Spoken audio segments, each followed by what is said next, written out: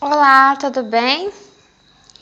Vou fazer comentários de 2 livros que eu ainda não juntei esses dois, então vou unir o presente com o futuro. O que toda mulher inteligente deve saber, de Stephen Carter e Julia Sokol, com Obrigado, minha esposa. Eu gosto de não saber exatamente do que se trata e da revelação do que é. Que dia é? Aí agora. Aqui é dia 22 de maio de 2025. Estou no passado, né? No momento que você escuta aí, provavelmente estou no passado já. Hoje é uma quinta-feira à noite. E daí eu tô vendo isso. O que toda mulher inteligente deve saber como o passado e Obrigado, minha esposa, como o futuro. E, enfim, deixa eu ler aqui e depois eu falo um pouquinho sobre o que Deus está falando comigo. As mulheres inteligentes sabem que alguns homens são sempre infiéis, seja qual for a mulher com quem estejam se relacionando. As mulheres inteligentes sabem que, se você está envolvida com um homem que é cronicamente infiel, a melhor coisa a fazer é dar a ele o número do telefone da sucursal dos Galinhas Anônimos e depois se mandar. As mulheres inteligentes sabem que, se ele nunca foi fiel a nenhuma outra mulher, você não deve esperar que ele seja fiel a você.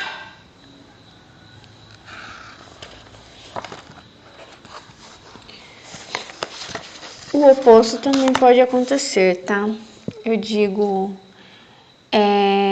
a infidelidade é uma coisa que você aprende.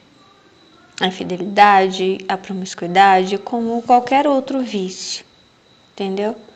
Por exemplo, você pegar uma pessoa que tem um vício, que fuma, ela não nasceu fumante. Assim como, quando ele fala do cronicamente infiel, é uma coisa que foi aprendida, entendeu? É uma porta que se abriu. E aí a pessoa simplesmente não consegue fechar mais. Por isso que quando você conhece alguém que tem algumas portas abertas dessas, você não pode tentar ajudar a pessoa a fechar, a não ser em oração e jejum. Porque quem tem que fechar é a própria pessoa. E é preciso que haja um arrependimento genuíno.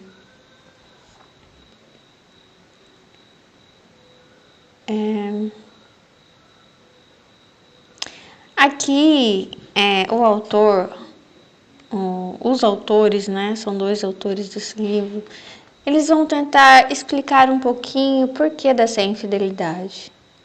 Aí dizem aqui que os homens são levados pela fantasia. Não é uma boa razão. As mulheres também. Eu acho até que talvez as mulheres sejam muito mais fantasiosas que os homens, né?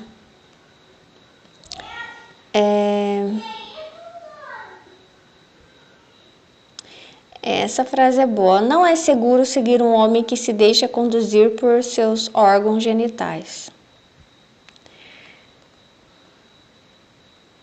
O homem é o cabeça, né? Mas é o cabeça como alguém que... Uma mente transformada em Cristo, né? Como diz.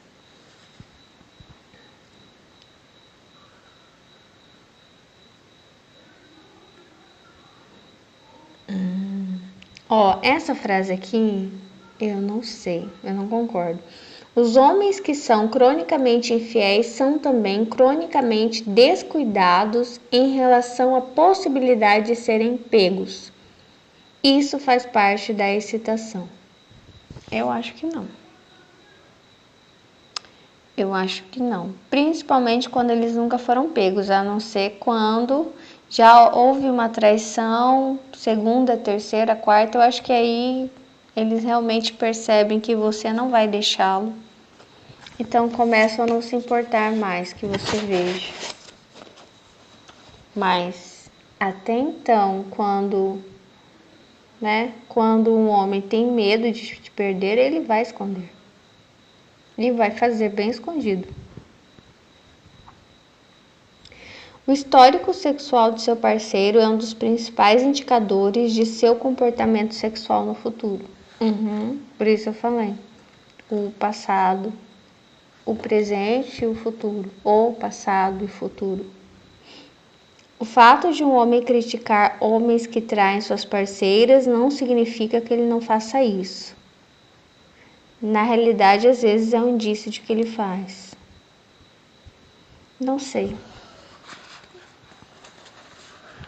Eu critico mulheres que traem e eu não faço isso, então não sei.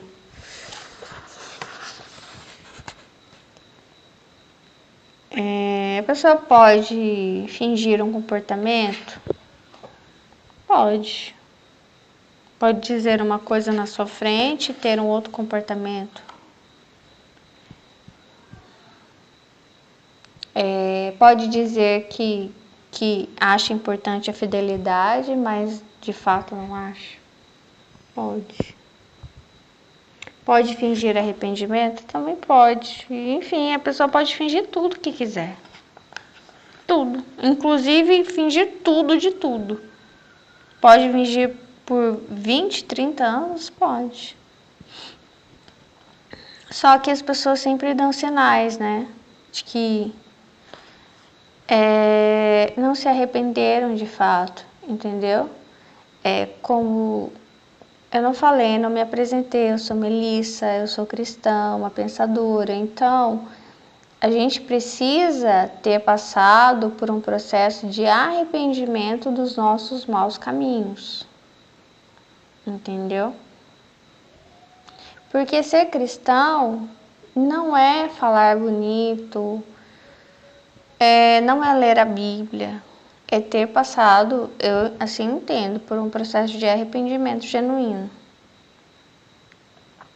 E se arrepender dos nossos maus caminhos.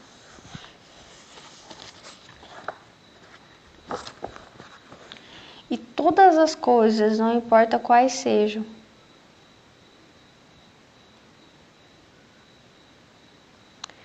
elas são passíveis de arrependimento. Aliás, é isso que Deus deseja de nós, né? Essa história do filho pródigo, né? Que ele, né, o filho pródigo, ele não venha ficar um tempo ali com o pai, se alimentar um pouco e voltar depois para a vida desregrada dele. E que ele venha arrependido, que ele tenha a noção de que o que ele fez e se sinta extremamente arrependido. Sabe quando você sente arrependido que você fala, nossa, que vergonha do que eu fiz, onde eu estava com a cabeça, por que eu fiz isso, por que eu demorei. Isso é arrependimento. Te dói, sabe? Você sente vergonha de si mesma. Você sabe, você volta no tempo e pensa, meu Deus, quem que é essa pessoa? Não conheço essa pessoa. Por que eu demorei tanto tempo?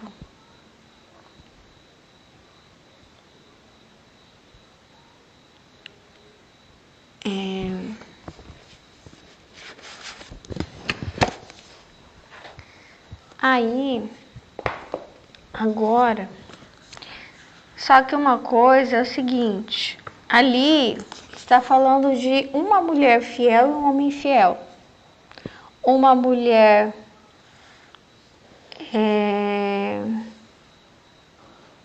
vou colocar assim, tá? Uma mulher que busca a santidade e ele que busca a promiscuidade. seja que ele deixe que ela saiba, porque sinceramente não se importa, até porque ele acha mais divertido que ela saiba mesmo que ele procura outras mulheres, ou ele esconde, faz escondido porque tem medo de perdê-la. Como é que faz? Como é que é? São duas pessoas iguais, tem perna, cabeça, braço. As duas têm sensibilidade física, têm hormônios, né? Que levam a sexualidade saudável. Devem ter ali mais ou menos a mesma idade. É o que fala ali, né?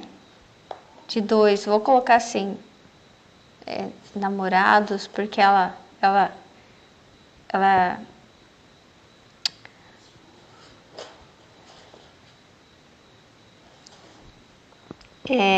ela tá procurando ser inteligente para não errar de novo, né? E no entanto parece que ela não é.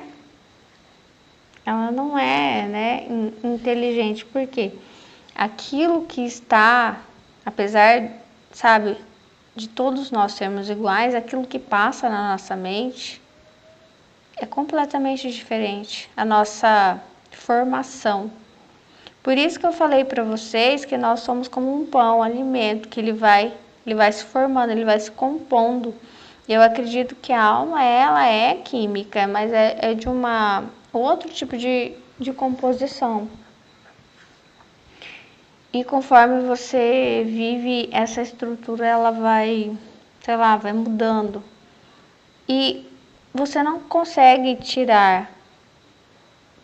Você pode contar uma experiência, você assistiu um testemunho, né, de alguém que se arrependeu, sei lá, dos seus maus caminhos e conta uma história de vida desregrada, mas você pode até se emocionar, mas você não vai conseguir sentir o arrependimento da pessoa, ou a felicidade, ou o amor. Você vê uma mãe olhando para o filho e sentindo amor, você não vai conseguir sentir esse amor.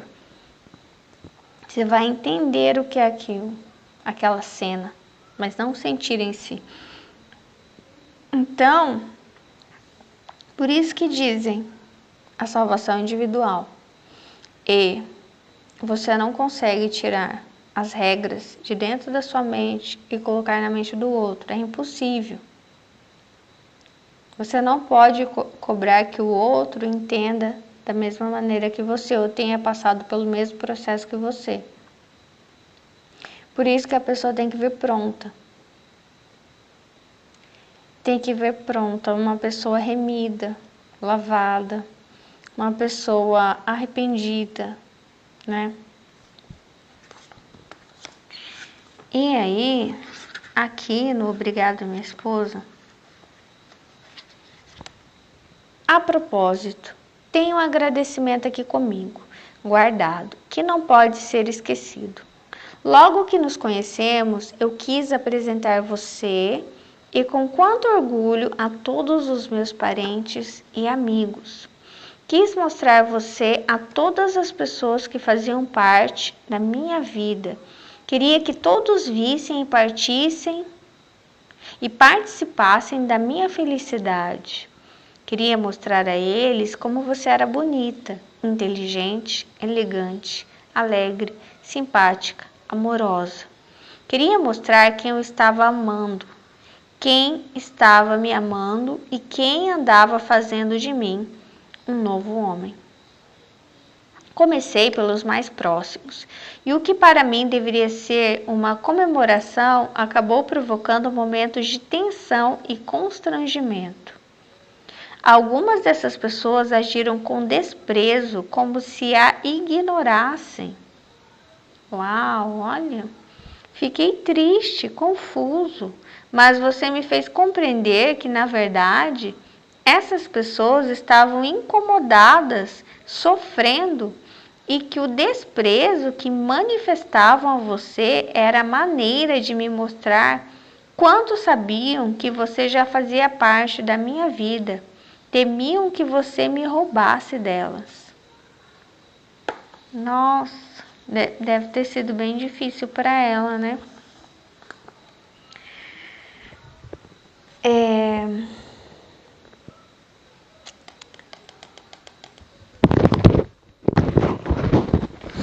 Então, sobre família, sobre apresentação, pessoas que vêm fazer parte da sua vida, né? E deixando de lado um pouco essa questão dos parentes desse homem ou dessa mulher, dos amigos, dos outros, focando mais no núcleo familiar. Sabe que uma coisa que eu tenho pensado sobre, né? Para onde vamos, né? Depois que a gente morre, como é que continua, né? Se continua, não só a questão do casamento, mas e depois, né?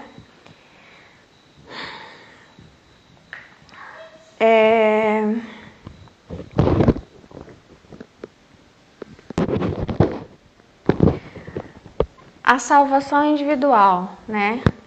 Mas a gente vai encontrar, né, aqueles que a gente ama no céu, a gente espera encontrar. E é um pouco sobre isso. Eu tive um sonho esses dias que para mim foi uma revelação de uma parte do inferno onde eu vi famílias, partes de famílias. E quando a gente vai se relacionar, tem uma coisa que dizem, né? Cuidado com o jugo desigual, né? É bom que você se relacione com alguém que tenha o mesmo propósito que você, né? Que é buscar a Deus, buscar a santidade, né? Que já tenha se batizado, que, enfim, que esteja em oração, que ore com você, que busque, não só tenha como importante, porque tem muitas pessoas que têm como importante, mas não buscam essas coisas, os valores que são importantes para você. Não uma pessoa perfeita, porque não existe ninguém perfeito, uma pessoa pecadora também, mas que busca, que sofre, toda vez que peca, sofre, se sente realmente, sabe, arrependida realmente, você sente que a pessoa, sabe, passou por arrependimento, não como uma coisa que assim, sabe, e se sente muito confortável em relação ao seu passado, mas uma pessoa que sofra, sabe, pelas coisas que fez, que tenha passado, porque eu tenho pensado, sabe, sobre casais que são separados pela morte, mas não só pela morte, separados para sempre, que um vai para um lugar e o outro vai para outro, e isso é muito triste, sabe? É porque eles nunca mais se verão. Então, eu acho que casamento vai muito além, sabe?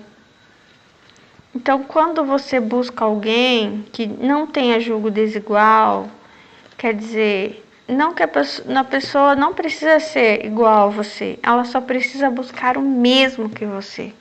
Não precisa ter a mesma cor de pele, não precisa ser exatamente da mesma igreja, nem ter os mesmos gostos, mas precisa ter essa busca pelos mesmos valores que você. E demonstrar isso, você perceber, sabe? Porque quando eu acredito que, além dos problemas dentro do casamento que vão acarretar, né, para o casal, quando vocês não buscam os mesmos valores, é muito provável que isso vai aparecer depois. Entendeu? Fora que se vocês não têm os mesmos valores, não é nem ter, é não busca, né? Porque ter parece uma coisa que você tem, guardou, ó, é isso que eu acredito, mas sabe uma coisa que você não usa? Então, a pessoa busca, pratica, né? Sente um certo constrangimento em relação ao pecado, sabe?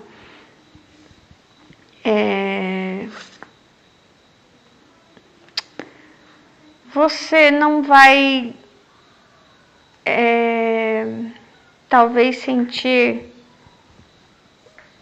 não vai.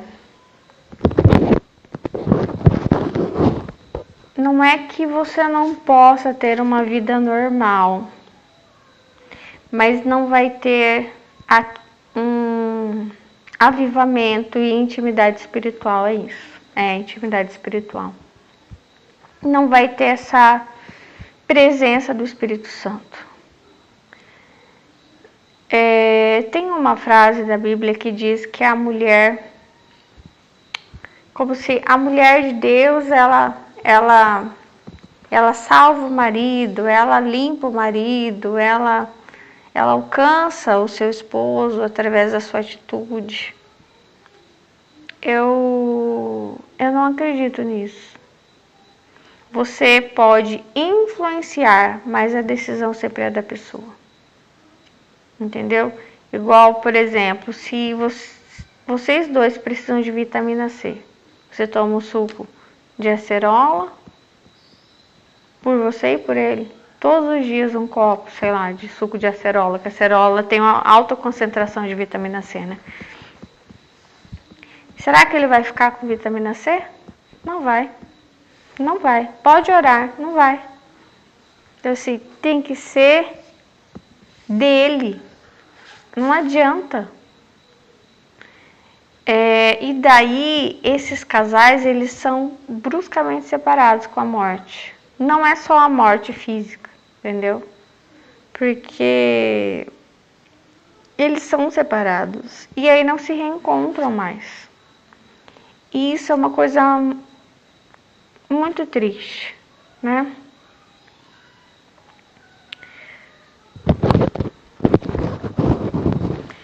Eu sei que a gente é levado muito pelos sentimentos, mas com o tempo, os sentimentos, eles findam, sabe? Quando não tem uma base maior, como um propósito, sabe? Hoje eu entendo isso, que muitas vezes eu ouvi em pregações, vocês precisam ter o mesmo propósito, né? Vocês precisam buscar as mesmas coisas, porque o sentimento, ele é muito raso, ele é muito, sabe? É como uma tinta por cima que você joga, né? Então se ele não tiver um aspecto espiritual, não for... por que a gente ama as pessoas? Isso é dom de Deus, né? Então, se não houver esse dom de Deus dentro do casamento, ele sucumbe, né? E não necessariamente precisa ser uma terceira pessoa que venha roubar esse sentimento. Qualquer coisa vai roubar isso, até mesmo que vocês passem 24 horas juntos, não vai ter esse dom de amor, essa presença, sabe, do Espírito Santo. E um dos sonhos que eu tive no inferno, que eu fui visitar, eu vi um casal, no qual ele tinha ido para o céu e ela tinha ido para o inferno. E quando ele soube que ela tinha ido para o inferno, ele foi atrás dela. E ele, né, na experiência que eu tive, eu descobri que você não pode ficar muito tempo no inferno, senão você fica lá para sempre. Então é tipo, 1 minuto é muito. Então assim, eu acho que 1 minuto, alguns segundos, né? Muito pouco tempo, 2, 3 minutos, enfim. E ele não conseguiu mais ir embora, né? Porque queria ficar junto. E aí trocou o céu pelo inferno por causa do laço do casamento aqui. Eu acho, hoje eu tenho uma visão totalmente diferente, né? Antes eu me levava mais pelo sentimento, você gosta da pessoa, você acha a pessoa bonita, a pessoa parece ser legal, parece ter, sabe, boas intenções, mas só parecer não é suficiente, sabe? É preciso você perceber, sabe?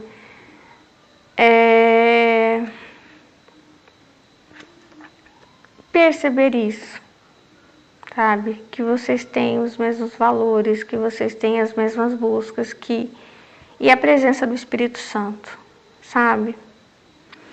Porque senão você sempre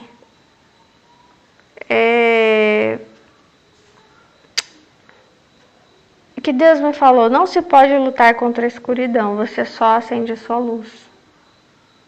E você vai se sentir sozinha o tempo inteiro, porque você acende a sua luz e a outra pessoa não acende a dela. Isso vai te cansar, entendeu? Com o tempo, mesmo que você ore,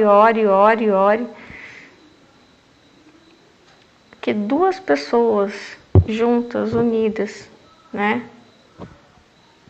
Acendendo sua luz, com esse dom de amor que não vem de nós, mas do Espírito Santo, é muito diferente, sabe? Você vai sentir que você está travando uma guerra que não é sua. É uma guerra da pessoa, que a pessoa deveria ter travado antes de entrar no casamento. Antes até de ter conhecido você. Entendeu? E que lá no meio do casamento a pessoa não travou ainda. E quando estiver perto de morrer ainda também não travou. Porque é uma opção, entendeu? A gente não é impedido de se apaixonar e de ter relacionamentos sem o arrependimento. Eu tive alguns namoros e noivado e sem arrependimento nenhum. Eu lembro que toda vez que... Eu lembro do final do meu primeiro relacionamento. Eu lembro de estar agachada no banheiro. Isso no banheiro lá do Japão. E me veio um arrependimento tão grande, uma vergonha tão grande, um nojo tão grande, sabe? E só que eu estava naquele processo de terminar ou não terminar. E aí eu lembro que eu compartilhei, né, com o meu ex sobre essa experiência que eu tive, né? E eu já estava namorando há muitos anos. Então, assim, eu estava muito longe da santidade há muito tempo. E o seu corpo, ele fica diferente. Quando você está no pecado, você cria uma barreira entre você e Deus. O pecado, ele fica no meio, como eu nem sei explicar, como se fosse... como que é? Eu já ouvi falar que às vezes, quando o supermercado pegava pessoas furtando, eles pegavam a pessoa, não mandavam prender, levava lá para os fundos, enrolava a pessoa num colchão e alguma coisa e batia. Porque parece que doía e não deixava marcas. Ouvi falar, não sei se é verdade, né? Como dizem, fake news, ou será que... Não sei, eu acho que deve ser verdade. Mas é tipo isso que o pecado faz, né? Te enrola no colchão e bate, bate, bate. E você não sente, muitas vezes nem deixa marcas. Daí eu lembro que eu falei para ele e ele riu de mim. Ele falou que aquilo lá era um absurdo, né? Eu senti arrependimento e nojo de mim mesmo, tudo, que aquilo lá tudo era... Ele me disse que o sentimento que eu estava tendo de arrependimento e de nojo era falta de maturidade. Porque eu tinha que aprender a ser uma mulher bem resolvida. Ou seja, eu tinha que ser bem resolvida em relação ao pecado. Isso, em relação ao pecado e mesmo que seja um homem só, né? Em relação à promiscuidade, quer dizer, o sexo fora do casamento. E daí eu fiquei confusa, sabe? Porque eu tinha duas ideias na cabeça. Uma de volta, Melissa, sabe? Eu tive aquela voz, volta, ainda dá tempo, volta, né? A filha pródiga, volta. E enquanto outra voz me dizia, não, eu tenho que ser madura, eu tenho que aceitar que esse é o meu caminho. Esse é o meu caminho, eu sou madura sexualmente, né? Eu lido bem com o pecado. Não me pesa na consciência. Porque agora eu sou, né? O corpo é meu, eu sou adulta, né? E eu tenho um relacionamento saudável, só que nunca era saudável, as minhas emoções nunca ficavam saudáveis, nunca ficavam bem, porque o pecado nunca traz felicidade, ele traz morte. E, enfim, então eu pensei bastante sobre isso, tenho pensado sobre isso, né? E eu acho que realmente as pessoas conseguem essa presença do Espírito Santo dentro do casamento, mas a maioria das pessoas sofrem com a falta, sabe? E essa falta, ela demarca uma frustração, sabe? Uma frustração que você nem sabe o que falta. E é isso que eu descobri, sabe? O que falta é a presença do Espírito Santo no outro. Parece que você busca e anseia alguma coisa. E é isso. Porque assim, para que toda vez que você sentir arrependimento ou quiser voltar ao caminho, a pessoa não disser para você, não, você é muito ingênua, você é muito tola, né? Para que alguém que pense igual a você, para que entenda, né, os seus processos e te influencie para estar mais perto de Deus. Então, eu fiquei bastante chocada em ver que a morte ela separa as pessoas às vezes para sempre e que no inferno também as pessoas formam famílias. É isso. Tchau, Deus abençoe vocês.